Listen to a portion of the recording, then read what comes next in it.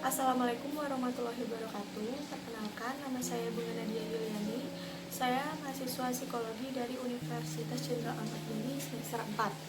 Di sini saya akan menjelaskan sedikit tentang materi mata kuliah psikologi kognitif, yaitu strategi memori. Nah, pertama, apa sih strategi memori itu? Strategi memori adalah proses mental di mana kita memasukkan dan mengambil kembali informasi apabila informasi tersebut diperlukan. Kemudian di strategi memori ini ada mnemonics, yaitu bagaimana seseorang mengingat sesuatu.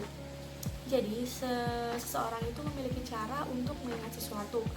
Di mnemonics ini dibagi menjadi dua, yaitu mnemonics using imagery dan mnemonics using organization. Mnemonics using imagery ini adalah kita mengingat sesuatu dengan cara dibayangkan. Mnemonics using imagery ini dibagi menjadi dua, yaitu keyword method dan the method of locking. Yang pertama ada keyword method, yaitu metode kata kunci. Jadi kayak kita lebih mudah mengingat sesuatu apabila kita tahu kata kuncinya. Ini mungkin bisa kita praktekkan kalau kita sedang ujian.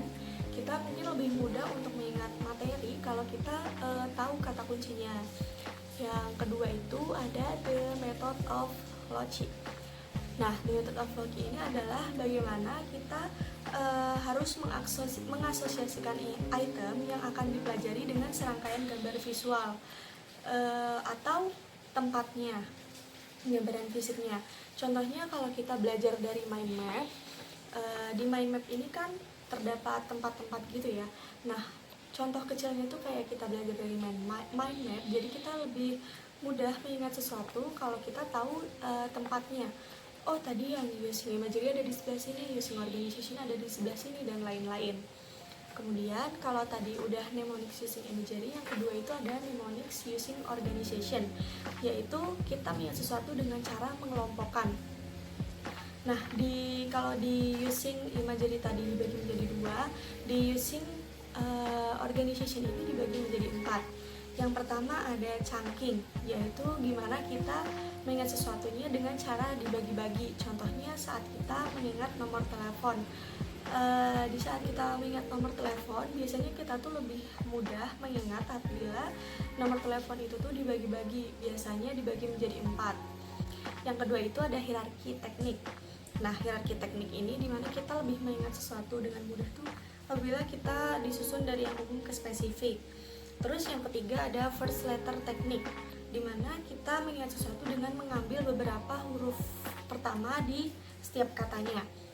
Misal kalau kita mengingat tentang Nejiku Hibiniu, itu lebih mudah daripada kita waktu kecil ngafalinnya kayak merah, kuning, dan sebagainya. Terus contoh lainnya tuh waktu kita pernah ikut pramuka, nah di situ disuruh ngafalin Desa Dharma.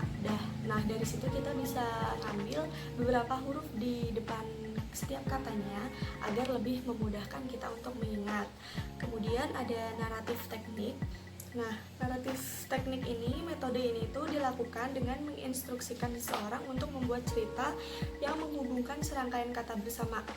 Jadi, misal kita disuruh ngafalin kata, kita kayak lebih mudah buat ngafalin kata-kata tersebut apabila dijadikan serangkaian kalimat yang saling berhubungan. Nah, misalnya di sini saya mau ngafalin kata kuda, rumah, sepeda, dan sore hari. Misalnya saya akan membuat cerita semacam semalam saya bermimpi tentang kuda. Kemudian ketika bangun di pagi hari, saya berjalan-jalan di depan rumah menaiki sepeda. Setelah itu saya berjalan-jalan di sore hari. Contoh kecilnya seperti itu. Demikian yang sudah saya jelaskan mengenai materi strategi memori dan mnemonics. Terima kasih buat teman-teman yang udah nonton sampai akhir. Mohon maaf apabila saya ada salah kata. Semoga ilmu yang saya sampaikan bermanfaat untuk kita semua. Terima kasih. Wassalamualaikum warahmatullahi wabarakatuh.